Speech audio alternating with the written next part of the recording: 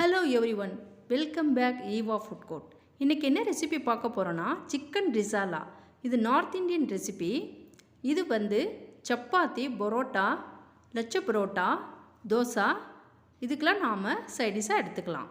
இந்த வீடியோவை விரிவாக பார்க்குறதுக்கு முன்னாடி நம்ம சேனல் நீங்கள் சப்ஸ்கிரைப் பண்ணணும்னா சப்ஸ்கிரைப் பண்ணிக்கோங்க. கூடவே ஆல் பெல் ஐகானையும் கிளிக் பண்ணிக்கோங்க. வீடியோவுக்கு கீழே இருக்கக்கூடிய தம்ஸ் அப்பில் ஒரு லைக் கொடுத்துருங்க. கண்டிப்பாக உங்களுடைய கமெண்ட்டை சென்ட் பண்ணுங்கள்.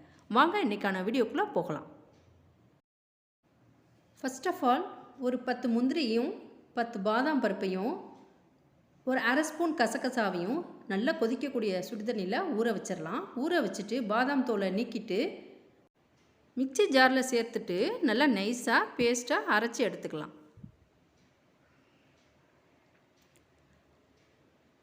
ஆறு பல் பூண்டு, அதுக்கு சமமாக இஞ்சி துண்டு, 4 பச்சை மிளகாயும் மிக்சி ஜாரில் சேர்த்து நைஸாக அரைச்சி எடுத்துக்கலாம்.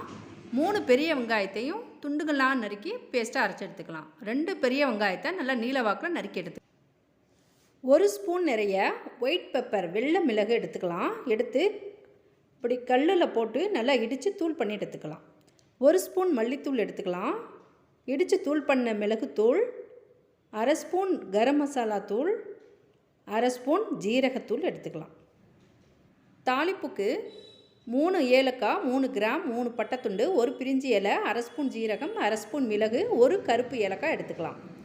அரை கிலோ சிக்கனை கழுவி சுத்தம் பண்ணிவிட்டு அதில் இஞ்சி பூண்டு பேஸ்ட்டை, பச்சை மிளகாய் பேஸ்ட்டை இது கூட சேர்த்துடலாம். சேர்த்துட்டு 1 பாக்கெட் நிறையா ஹட்சன் தேரை இது கூட சேர்த்துடலாம்.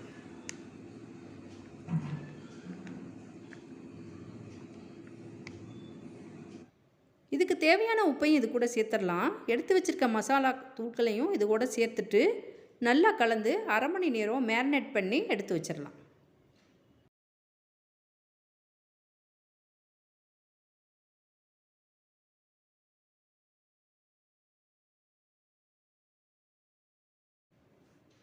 இப்போ நான்ஸ்டிக் ஃப்ரை பேனை அடுப்பில் வச்சுட்டு 3 டேபிள் ஸ்பூன் ரீஃபண்ட் ஆயில் சேர்த்துடலாம்.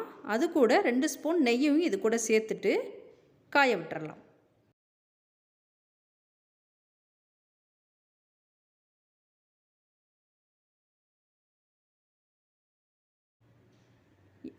எண்ணெய் நல்லா காஞ்சதும் நீல வாக்கில் நறுக்கி வச்சுருக்க 1 பெரிய வெங்காயத்தை கையினால் உதிர்த்து விட்டு ஃப்ரை பண்ணிக்கலாம். அது நல்லா ப்ரௌன் ஆகட்டும். நல்லா ப்ரௌன் ஆன பின்னாடி எண்ணெய் இல்லாமல் வடித்து எடுத்து ஒரு பவுலில் எடுத்து வச்சுக்கலாம்.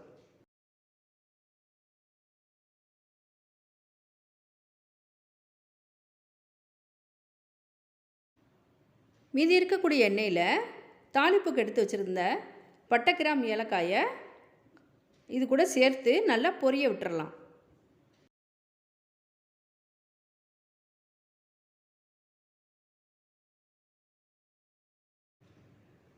பட்டை, கிராம், ஏலக்காய் பொரிஞ்சதும் மேரினேட் பண்ணி வச்சுருக்க சிக்கனை இது கூட சேர்த்து கிளறி விட்டுறலாம்.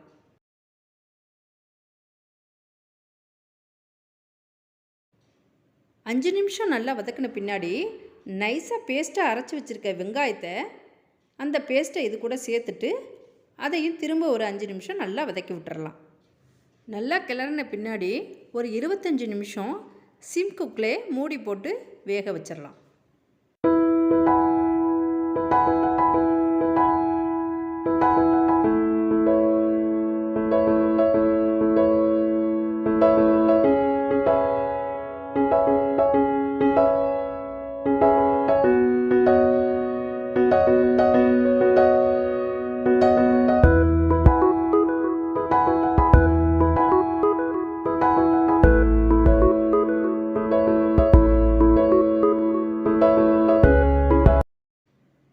இப்போ 25 நிமிஷம் கழிஞ்சிருச்சு. இப்போ பாருங்கள், நல்லா ஆயில் விட்டு நல்லா சிக்கன் குக் ஆயிடுச்சு. இந்த ஸ்டேஜில் அரைச்சி வச்சுருக்க பாதாம் முந்திரி பேஸ்ட்டை இது கூட சேர்த்து அதை கிளறி விட்டுறலாம்.